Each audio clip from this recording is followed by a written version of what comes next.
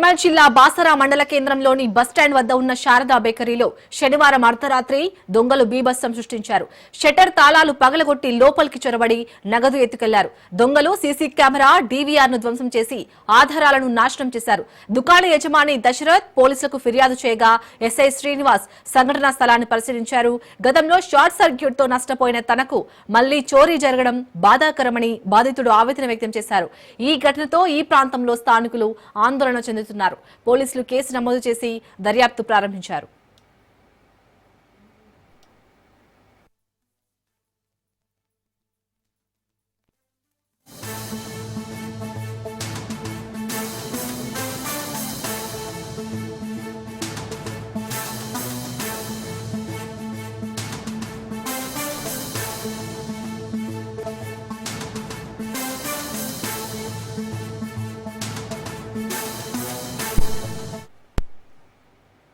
నిర్మల్ జిల్లా బాసరా మండల కేంద్రంలోని బస్టాండ్ వద్ద ఉన్న శారదా బేకరీలో శనివారం అర్ధరాత్రి దొంగలు బీభత్సం సృష్టించారు.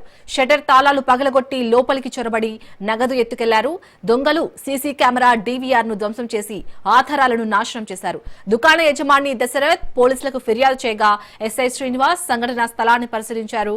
గతంలో షార్ట్ సర్క్యూట్ తో నష్టపోయిన తనకు మళ్లీ చోరీ జరగడం బాధాకరమని బాధితుడు ఆవేదన వ్యక్తం చేశారు. ఈ ఘటనతో ఈ ప్రాంతంలో స్థానికులు ఆందోళన చెందుతున్నారు. పోలీసులు కేసు నమోదు చేసి దర్యాప్తు ప్రారంభించారు.